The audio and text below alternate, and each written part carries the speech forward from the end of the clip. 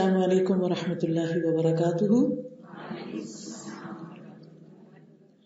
نحمده ونصلی علی رسوله الکریم، اما بعد فاعوذ باللہ من الشیطان الرجیم، بسم اللہ الرحمن الرحیم، رب اشرح لی صدری ویسر لی امری واحلل عقدۃ من لسانی یفقہوا قولی۔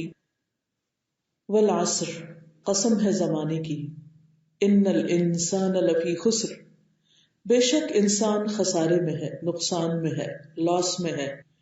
الا الذین آمنوا، سوائے ان لوگوں کے جو ایمان لائے، وعملوا الصالحات، اور انہوں نے نیک عمل کیے، وتواصوا بالحق، ایک دوسرے کو حق کی تلقین کی، وتواصوا بالصبر، اور ایک دوسرے کو صبر کی تلقین کی۔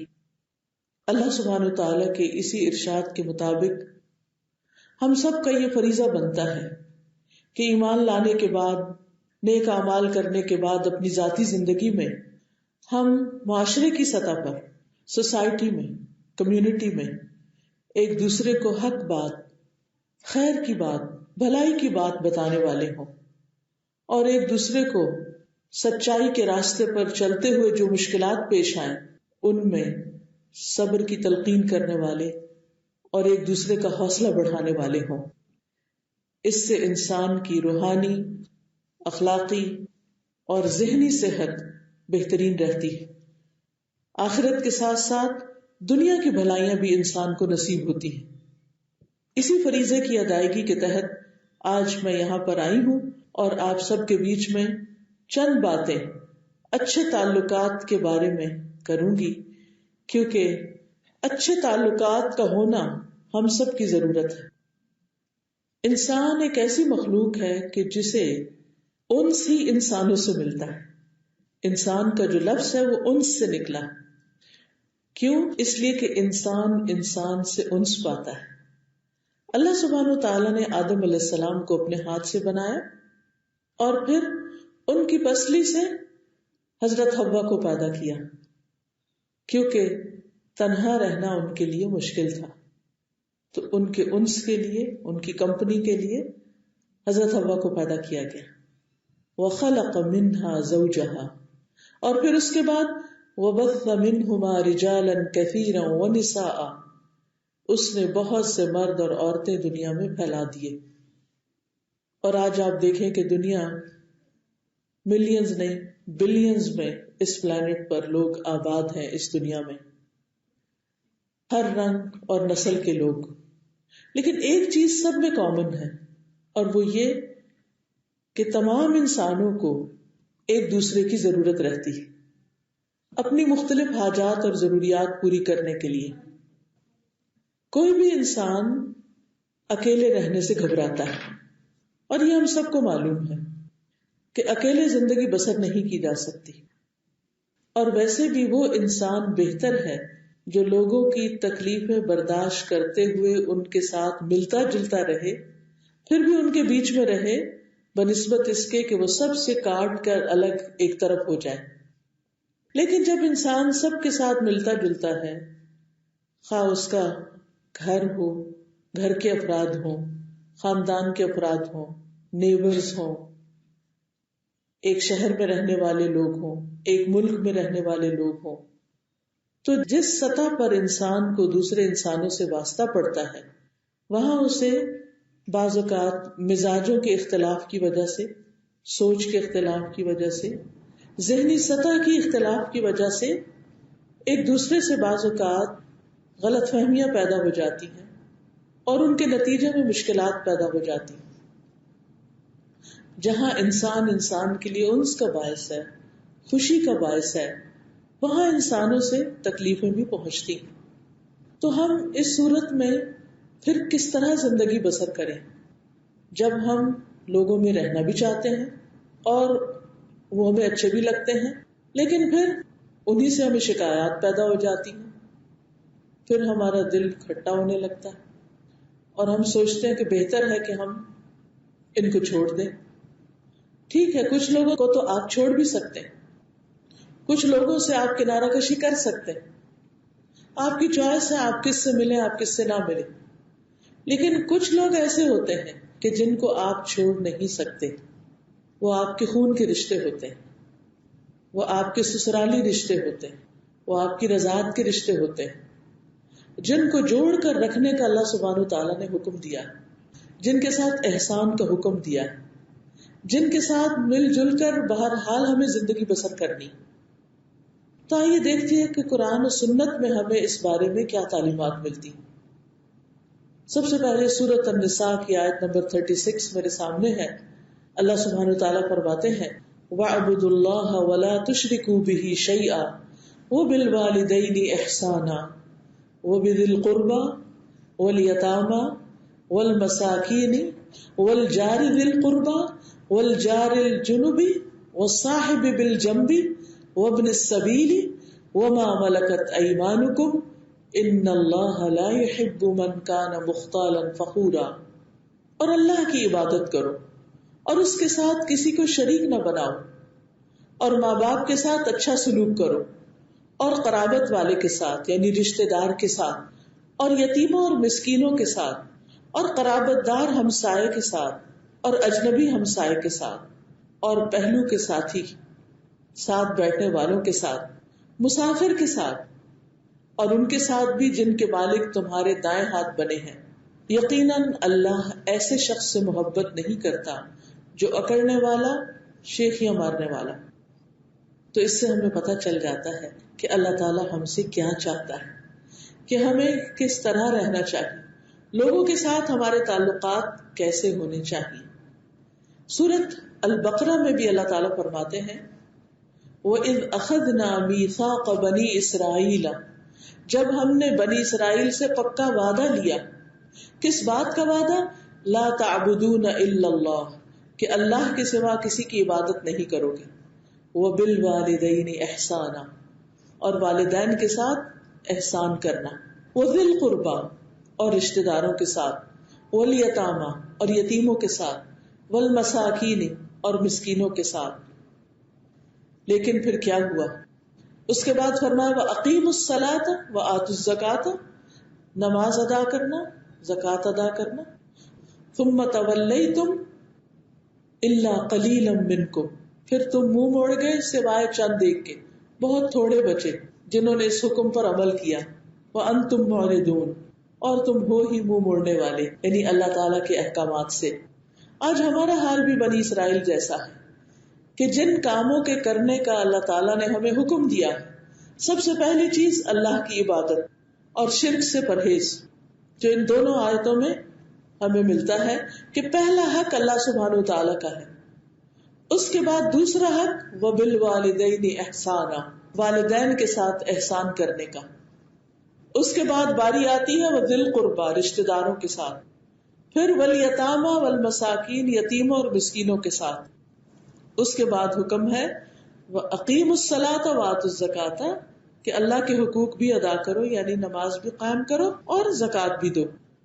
تو اس سے ہمیں یہ پتہ چلتا ہے کہ ایک طرف ہمیں حقوق اللہ ادا کرنے ہیں، نماز روزے کی پابندی کرنی ہے، شرک سے بچنا ہے، اللہ کی عبادت کا اہتمام کرنا ہے، اور دوسری طرف ہمیں رشتہ داروں کے ساتھ، قریبی تعلق داروں کے ساتھ، ہمسایوں کے ساتھ اچھا سلوک کرنا ہے۔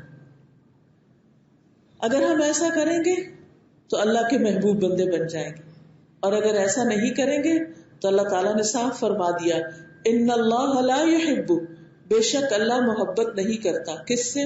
من کان مختالا، اس سے جو اکڑنے والا ہو، اپنے آپ میں رہتا ہو۔ مختال کا لفظ ہے نا، یہ خیال سے، یہ جو اپنے ہی خیالوں میں گم ہو، اپنی ہی فکر ہو، اس کو اپنے ہی بارے میں سوچتا ہو اور اپنے آپ کو بڑی چیز سمجھتا ہو، دوسرے کی اس کو پرواہ نہ ہو، کسی اور کی کیئر کرنے والا نہ ہو، ان رشتوں کو پامال کرنے والا ہو، اور پھر فخورا، فخر کرنے والا بھی ہو، اپنے منہ میاں مٹھو بننے والا، اپنی خیر خوبی بتانے والا، اپنے بارے میں بہت کچھ کہنے والا، لیکن دوسروں کے بارے میں کچھ نہ سوچنے والا۔ تو یہ ایک جامع آیت ہے جس سے ہمیں پتہ چلتا ہے کہ ہمیں اس دنیا میں رہتے ہوئے کیا کرنا ہے، اور خصوصاً انسانوں کے ساتھ اچھے تعلقات کے لیے کیا کیا کرنا ہے۔ اچھے تعلقات کے لیے انسان کے اندر کچھ بنیادی خوبیاں ہونا ضروری ہے۔ جن میں سے سب سے پہلی خوبی جو ہمیں حدیث سے پتہ چلتی ہے وہ یہ کہ ہم دوسروں کے لیے وہ پسند کریں جو اپنے لیے کرتے ہیں. اگر آپ چاہتے ہیں کہ آپ کے تعلقات دوسروں سے اچھے ہوں، چاہے وہ والدین ہوں یا رشتہ دار ہوں، یتیم مسکین ہو، ہمسائے ہو، کوئی بھی شخص ہو، کسی مجلس میں آپ کے ساتھ بیٹھا ہے یا کسی بس میں آپ کے ساتھ بیٹھا ہوا ہے یا کسی ورک پلیس پر آپ کے ساتھ ہے، اس کے لیے وہی پسند کرو جو اپنے لیے کرتے. یہ اتنا زبردست معیار ہے، اتنا زبردست سبق ہے کہ جو شخص اس چیز کو اپنا لے گا، جو شخص اس چیز کا خیال رکھے گا، یہ ہو ہی نہیں سکتا کہ اس کے تعلقات دوسروں کے ساتھ اچھے نہ ہوں. یہ کنجی ہے، یہ راز ہے، یہ سیکرٹ ہے کہ جس سے انسان دلوں کو جیتتا ہے، جس سے انسان خوشیاں کماتا ہے. اور وہ کیا ہے کہ دوسروں کے ساتھ وہ کرو جو تم چاہتے ہو کہ دوسرے تمہارے ساتھ کریں. مثلاً آپ کسی سے بات کر رہے ہیں، آپ کو جب آپ بات کر رہے ہیں تو دوسرے کا رویہ پسند نہیں آ رہا. اب یہاں ایک سیکھنے کی بات کہ آپ تو پیار سے بات کر رہے ہیں، آرام سے بات کر رہے ہیں، لیکن دوسرا شخص جو ہے وہ آپ سے روڈلی بات کر رہا ہے یا خشک لہجے میں بات کر رہا ہے یا سختی سے بات کر رہا ہے. اب آپ دیکھیے کہ یہاں آپ کیا سیکھیں گے کہ مجھے کسی سے بھی بات کرتے ہوئے اس طرح کا لہجہ اختیار نہیں کرنا. جو لہجہ مجھے اپنے لیے پسند نہیں آیا کسی کا، جو سٹائل مجھے نہیں بھایا، میں نے ان چیزوں کو اپنے اندر سے مائنس کر دینا. اگر کسی کا چیخنا چلانا آپ کو اچھا نہیں لگ رہا، شور مچانا اچھا نہیں لگ رہا، کرٹیسائز کرنا اچھا نہیں لگ رہا، بات کاٹنا پسند نہیں آ رہا، اس سے آپ افینڈ ہو رہے ہیں، تو ان ساری چیزوں سے آپ کو خود بچنا ہے کہ آپ کسی کے لیے ایسا نہ کریں.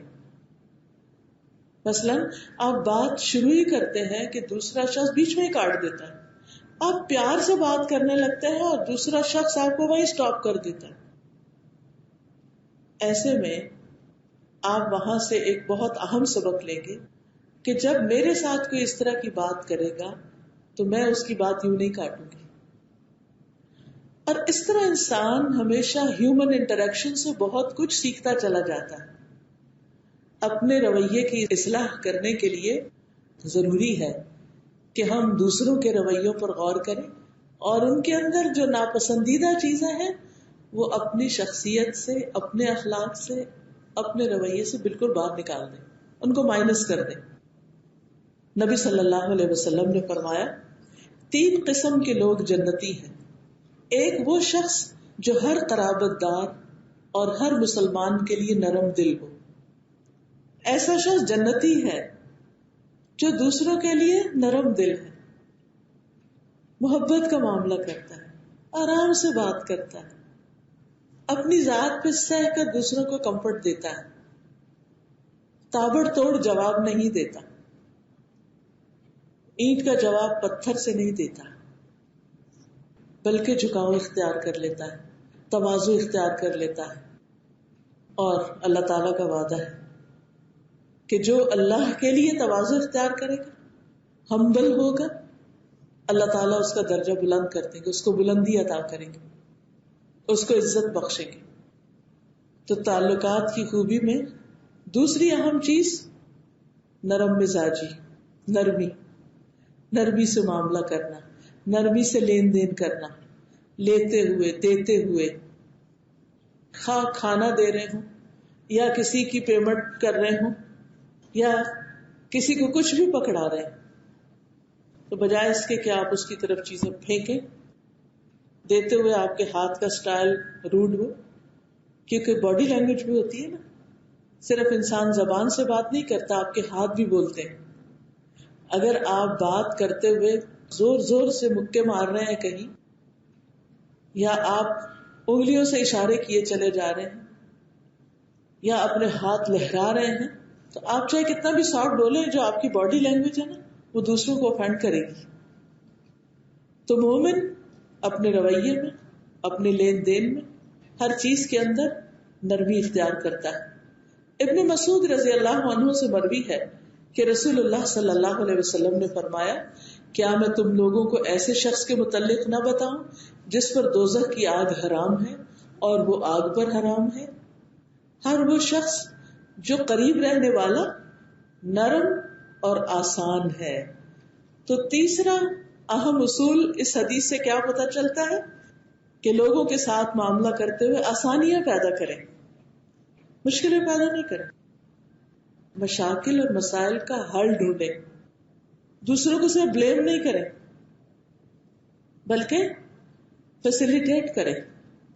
اگر کوئی شخص کسی کام کو نہیں کر پا رہا تو بجائے اس کے کہ صرف ہم اس کو ملامت ہی کرتے رہیں، آگے بڑھ کر اس کا ہاتھ پکڑے، اس کی مدد کریں، وجہ معلوم کریں کہ وہ کیوں نہیں کر پا رہا۔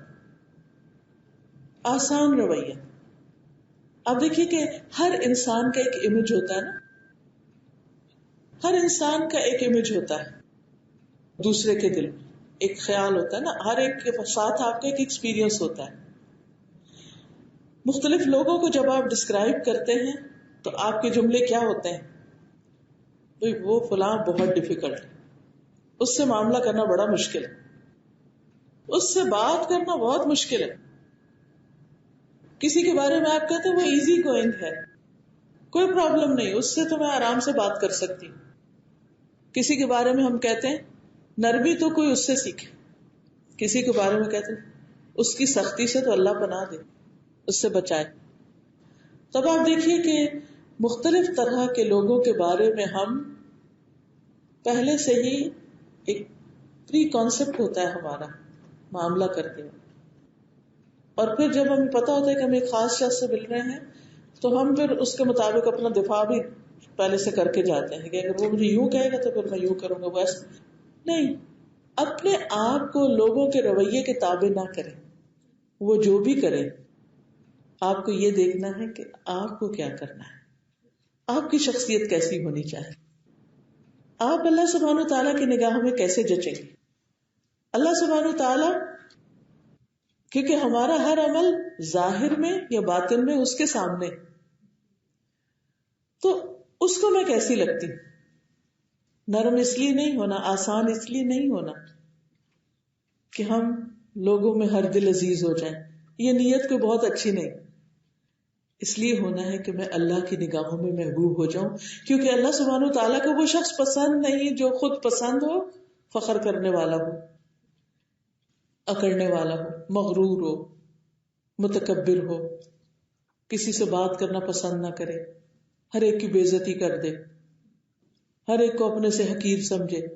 ہمیں ایسا نہیں بننا، کیونکہ ایسے لوگ اللہ کو پسند نہیں۔ مجھے وہ نہیں بننا جو میرے رب کو پسند نہیں، مجھے وہ بننا ہے جو میرا رب چاہتا ہے۔ پھر اسی طرح اچھے تعلقات قائم کرنے والے کے لیے خوشخبری ہے بہت بڑی۔ حدیث میں آتا ہے جس نیکی کا بہت جلد اجر مل جاتا ہے وہ صلہ رحمی ہے۔ یہاں تک کہ کچھ گھرانوں کے لوگ فاجر و فاسق ہوتے ہیں، یہ بہت نیک نہیں ہوتے، لیکن جب وہ صلہ رحمی کرتے ہیں، رشتوں کو جوڑ کے رکھتے ہیں، تعلقات اچھے رکھتے ہیں، تو ان کے مال بڑھ جاتے ہیں اور ان کے افراد کی کثرت ہو جاتی، یعنی ان کے دوست اور ان کے یعنی کہ میل جول اور ان کا سوشل سرکل بہت اچھا ہو جاتا ہے۔ یہ کب ہوتا ہے؟ جب انسان اپنے رشتہ داروں کے ساتھ اچھا ہوتا ہے، صلہ رحمی کرتا ہے، اس کو عربی میں کہتے ہیں صلہ رحمی، رشتہ داروں سے اچھا سلوک کرنا، کیونکہ ہماری شہرت ہمارے رشتہ داروں سے بنتی ہے۔ ہم باہر کتنے بھی اچھے ہوں، لیکن اگر کوئی میری بہن سے پوچھے گا، میرے ہسبینڈ سے پوچھے گا، میرے بچے سے پوچھے گا کہ بتاؤ وہ کیسی ہے، یا وہ ہمارے رویے کی خوبی یا شکایت دوسروں سے کریں گے، تو دوسرے اس بات کو زیادہ سچا سمجھیں گے۔ اچھا، اس کے گھر والے اس کے بارے میں یہ کہتے ہیں، وہ اس کی تعریف کرتے ہیں، یا پھر اس کے بارے میں کوئی نیگیٹو ریمارکس دیتے ہیں۔ تو جب انسان رشتہ داروں کے ساتھ، خاندان والوں کے ساتھ اچھا سلوک کرنا شروع کرتا ہے، اور یہ سب سے مشکل کام ہوتا ہے، تو یہ چیز انسان کو ان دا لانگ ٹرم بہت فائدہ دیتی ہے. اور پھر مال بڑھ جاتا ہے، رزق میں برکت ہو جاتی ہے. نبی صلی اللہ علیہ وسلم نے فرمایا 3 چیزیں برحق ہیں، بالکل سچ ہے. نمبر 1، جس بندے پر ظلم ہو اور وہ اللہ کی خاطر اس پر خاموشی اختیار کر لے، اللہ اس کی مدد ضرور کرتا ہے. نمبر 2، جو آدمی صلہ رحمی کے لیے جود و سخا کا دروازہ کھولتا ہے، یعنی رشتہ داروں کو دینے کا اہتمام کرتا ہے، اللہ اس کے مال میں اتنا ہی اضافہ کر دیتے ہیں. اور جو آدمی اپنے اوپر مانگنے کا دروازہ کھولتا ہے تاکہ اپنا مال بڑھائے، اللہ عز و جل اس کی قلت میں اضافہ کر دیتے ہیں، اس کو کم کر دیتے ہیں. اب اس میں آپ دیکھیے کہ رشتہ داروں کو دینے سے مال بڑھتا ہے. پچھلی حدیث میں بھی یہی بات ہوئی، اس حدیث سے بھی یہی بات پتہ چلتی. کیوں؟ اس لیے کہ رشتہ داروں کو دینا زیادہ مشکل کام ہوتا ہے. آپ اپنے فرینڈز کو، اپنے سوشل سرکل کو جب ان کے ساتھ اچھا کرتے ہیں وہ آپ کے ساتھ اچھا کرتے ہیں، لیکن بہت دفعہ ایسا ہوتا ہے کہ آپ ان کے ساتھ اچھا نہ بھی کریں تو بھی معاملہ چلتا رہتا ہے. لیکن رشتہ داروں کے ساتھ عموماً یہ ہوتا ہے کہ آپ ان کے ساتھ اچھا کرتے ہیں تو وہ اس کا شکریہ بھی ادا نہیں کرتے. باہر والے تو آپ کی تعریف کریں گے، آپ کا شکریہ ادا کریں گے، لیکن رشتہ دار وہ کہیں گے تو ہمارا حق تھا، کوئی احسان کیا ہم پر، انہیں تو اور بھی دینا چاہیے تھا، اور بھی کرنا چاہیے تھا. تو رشتہ داروں کے ساتھ انسان صرف اس وقت اچھا کر سکتا ہے جب وہ سیلف لیس ہو کر کرتا ہے، جب وہ اللہ کی خاطر کرتا ہے، اللہ کی رضا کے لیے. تو نتیجہ کیا ہوتا ہے کہ ایسا شخص چونکہ اللہ کے لیے کر رہا ہوتا ہے اور پھر کرنے کے ساتھ وہ لوگوں کی باتیں بھی برداشت کر رہا ہوتا ہے، ان کے رویے بھی برداشت کر رہا ہوتا ہے، تو اللہ سبحانہ وتعالیٰ پھر اپنی رحمت سے اس کو عطا کرتے ہیں، اپنے خزانوں سے اس کو عطا کرتے ہیں. تو یاد رکھیے رشتہ داروں کو دے کر اگر واپس جواب میں کچھ بھی نہ ملے تو بھی خوش رہیے کہ شکر ہے مجھے اللہ نے دینے والا بنایا، مجھے لینے والا نہیں بنایا. یہ بھی تو ہو سکتا تھا نا کہ وہ دینے والے ہوتے اور آپ کا ہاتھ نیچے ہوتا، آپ محتاجی اور پریشانی میں ہوتے. تو جو انسان دیتا ہے اس کی بہت بلائیں ٹلتی ہیں، اس کے لیے خیر و بلائی لوٹتی. لہذا جو شخص دیتا ہو اور دیتا ہو اور دیتا ہو، اس کے تعلقات خراب نہیں ہو سکتے. اچھا، یہ دینے میں صرف مال ہی نہیں آتا، بعض اوقات کسی کو ٹائم دینا، کسی کو اچھا مشورہ دینا، کسی کے دکھ درد میں اس کے کام آنا، کسی کے کسی بھی ایسے وقت میں کام آنا کہ جب باقی لوگ اس کو چھوڑ چکے اس کی بد اخلاقی کی وجہ سے. تو یہ ساری چیزیں جب ایک انسان اپنے رشتہ داروں کے حق میں بھلائی کرتا ہے تو اس صورت میں جو خیر اور بھلائی واپس لوٹتی ہے اس کا انسان اندازہ بھی نہیں کر سکتا. پھر اسی طرح جیسے میں نے نرمی کا ذکر کیا تو نبی صلی اللہ علیہ وسلم نے فرمایا جس گھرانے کو نرمی عطا کی گئی تو وہ ان کے لیے فائدے کا باعث ہے، اور جن سے نرمی روک دی گئی وہ ان کے لیے نقصان کا باعث ہے. یعنی جب اللہ تعالیٰ کسی گھرانے میں خیر پیدا کرنا چاہتے ہیں تو ان کے اندر نرمی پیدا کر دیتے ہیں، ادروائز لوگوں کے اندر سختی آ جاتی، اور نرمی جس چیز میں ہوتی ہے اسے خوبصورت بنا دیتی ہے، اور سختی جس چیز میں ہوتی ہے اس کو بدصورت بنا دیتی ہے. تو یہ اللہ تعالیٰ کا ہم سب پر بہت بڑا احسان ہوتا ہے کہ ہمیں دوسروں کے ساتھ نرمی کرنا نصیب ہو، ہمارا مزاج نرم ہو.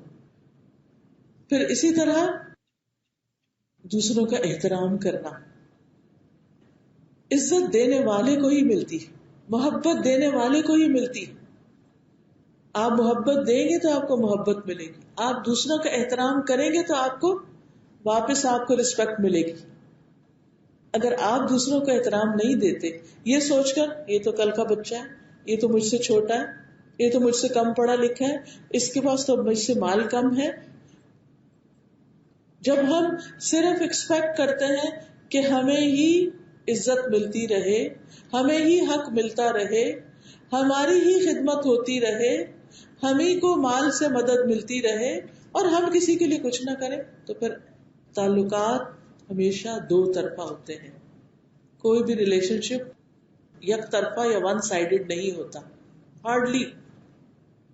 اور پھر ریلیشن شپ بنانا پڑتا ہے, یہ خود سے خود نہیں بنتا, اسے مینٹین کرنا پڑتا ہے,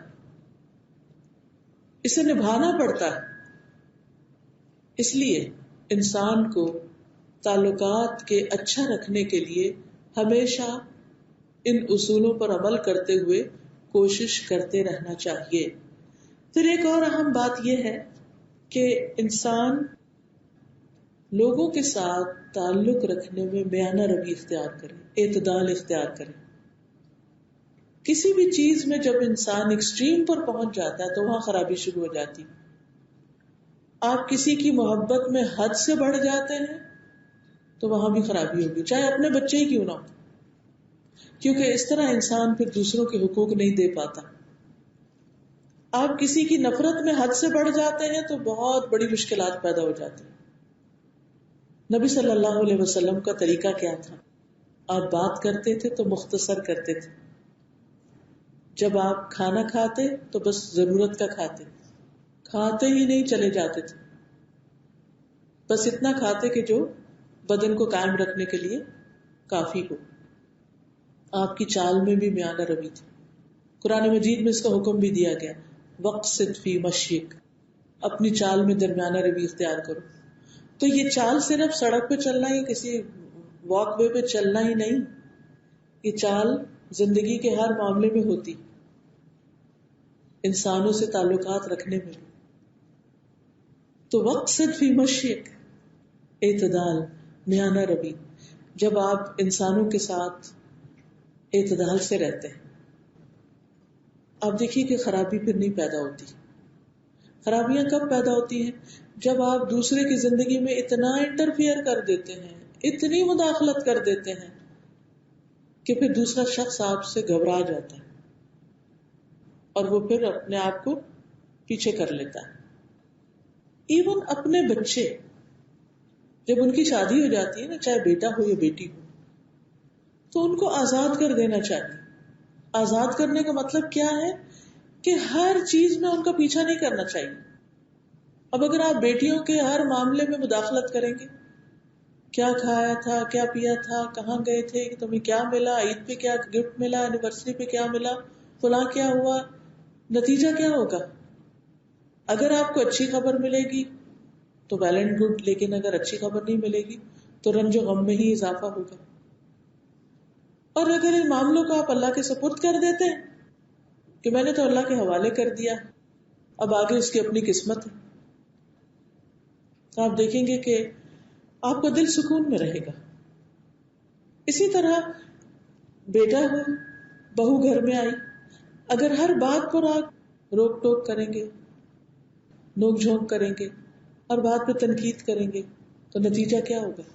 دل دور ہو جائے گا. آپ اپنی عزت خود گنوا بیٹھیں گے, اپنی قدر میں خود کمی کر بیٹھیں گے. تو ایسے میں ان کو بھی ایک سپیس دیں. دیکھیں, جب ہمارے اپنے بچے صبح دیر تک سوتے ہیں, ہارڈلی ہم ان پہ ناراض ہوتے ہیں. ہم کہتے ہیں بیچارے آج ویکینڈ ہے نا, تھکے ہوئے ہیں ہفتے بھر کے اسکول جا کے, چلو کوئی بات نہیں آج سو لیں. لیکن اگر بہو سوتی ہے صبح میں تو کیا کرتے ہیں؟ وہ کیوں نہیں اٹھتی, اس نے سلام کیوں نہیں کیا, وہ آئی کیوں نہیں, اس نے ناشتہ کیوں نہیں دیا, وغیرہ وغیرہ. ایک دم دل تنگ ہونے لگے گا, شیطان بھی خوب وسوسے ڈالتا چلا جائے گا. تو یہاں مشکل کیا ہے؟ مشکل یہ ہے کہ ہم جو اپنے لیے اپنے بچوں کے لیے پسند کرتے ہیں وہ کسی اور کے بچے کے لیے پسند نہیں کر رہے. اپنے بچوں کے لیے ہم بھاری بھاری کام خود ہی کر لیتے ہیں, مشکل چیزیں ان کو اس میں نہیں ڈالتے. ہم کہتے ہیں ان پہ کیا بوجھ ڈالنا, ہم خود ہی کر لیتے. لیکن اگر وہی چیز کسی دوسرے کا بچہ نہ کرے تو ہم اس کو برا مناتے. تو ایسے میں یہ چند ایک جو کی پوائنٹ ہے نا, ان کو آپ ٹپس پہ یاد رکھیں. دوسرے کے لیے وہ پسند کرنا ہے جو اپنے لیے کرنا ہے, دوسرے سے معاملہ نرمی سے کرنا ہے, دوسرے سے معاملے میں آسانی پیدا کرنی ہے, دوسرے کا احترام کرنا ہے, ہمیں دینے والا بننا ہے, کیونکہ دینے والے کو ملتا ہے. Give and take. جب آپ گیو نہیں کرتے تو آپ کو واپس بھی کچھ نہیں ملتا. اور پھر ہر چیز میں تعلقات میں اعتدال. جب آپ دوستوں کے ساتھ بھی مثلاً ان کی محبت میں حد سے بڑھ جائیں تو کیا ہوگا؟ آپ اپنے گھر والوں کے حقوق میں کمی کر دیں گے. غلو تو نبی صلی اللہ علیہ وسلم کی محبت میں بھی جائز نہیں کہ اس محبت میں ہم ان کو ان کے مقام سے آگے بڑھائیں. کہاں یہ کہ عام انسانوں کو ہم فرشتہ سمجھ لیں، پاک دامن سمجھ لیں، یا عام انسانوں سے بہت سی توقعات رکھ لیں. تو یاد رکھیے کہ جو چیز تعلقات کو خراب کرتی ہے ان میں سے ایک چیز غیر ضروری توقعات رکھنا. اس کا یہ مطلب نہیں کہ کسی سے کوئی توقع رکھنی ہی نہیں چاہیے، اس کے بغیر تو کام ہی نہیں چلتا.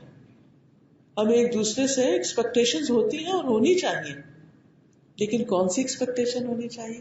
خیر کی، کہ میں اس سے معاملہ کروں گا تو مجھے کوئی خوف نہیں، کوئی ڈر نہیں، کیونکہ مومن تو مومن کے لیے سلامتی کا باعث ہے.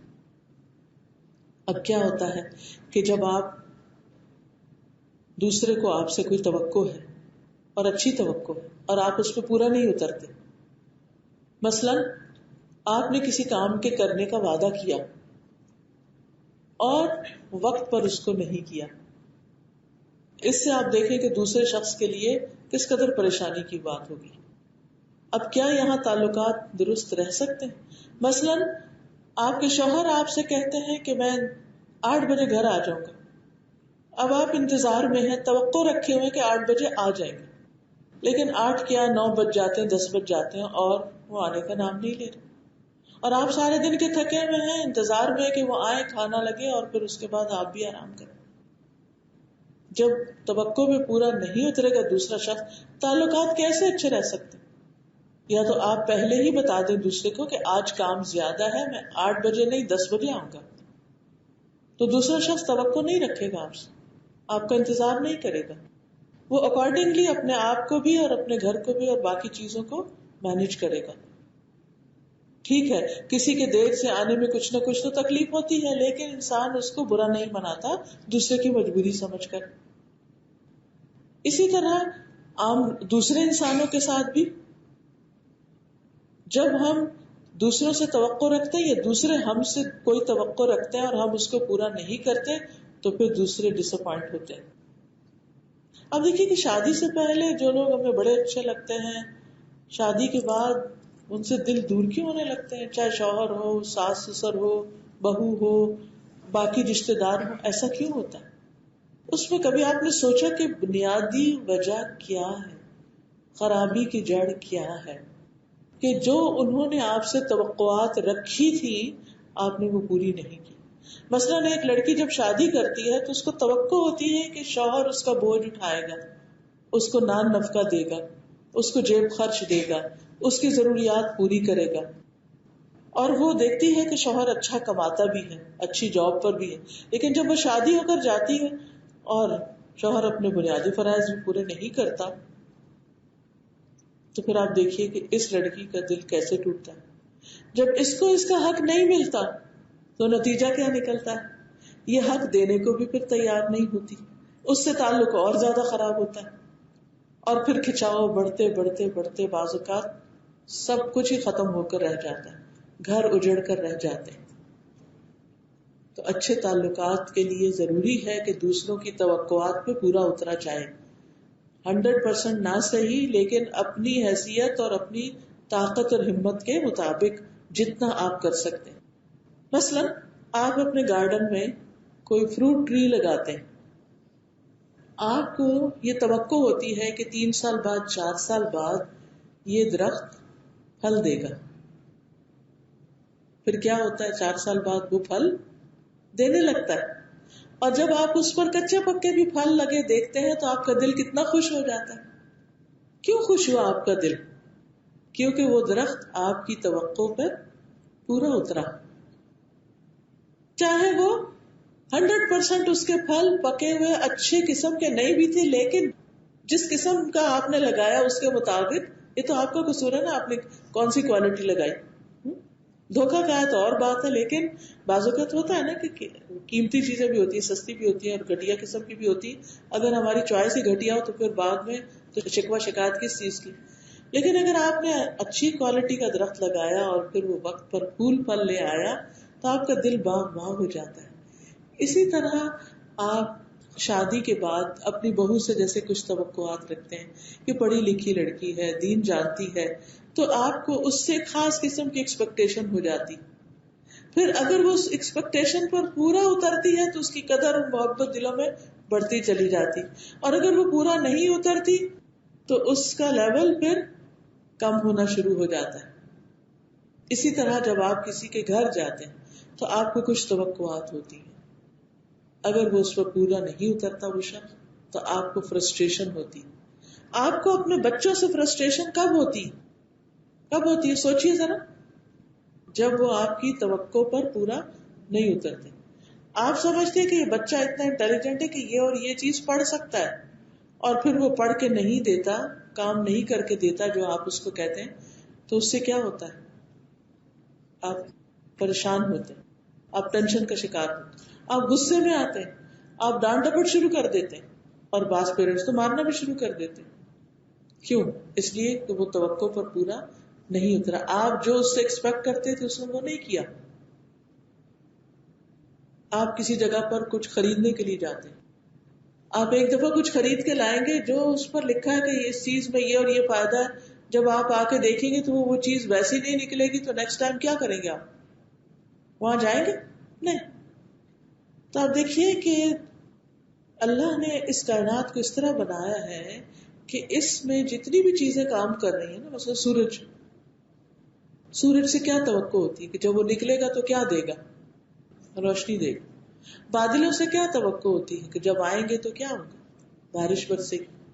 اسی طرح گرمی سے، سردی سے، باقی چیزوں سے بھی. مثلا کوئی پھل آپ کھاتے ہیں، آپ کو کیا توقع ہوتی ہے کہ اس کے کھانے کے بعد کیا ہوگا؟ کھانا کیوں کھاتے ہیں؟ کیونکہ آپ کو اس سے یہ توقع ہے کہ آپ کھائیں گے تو آپ کا پیٹ بھرے گا، آپ کی بھوک ختم ہو جائے گی.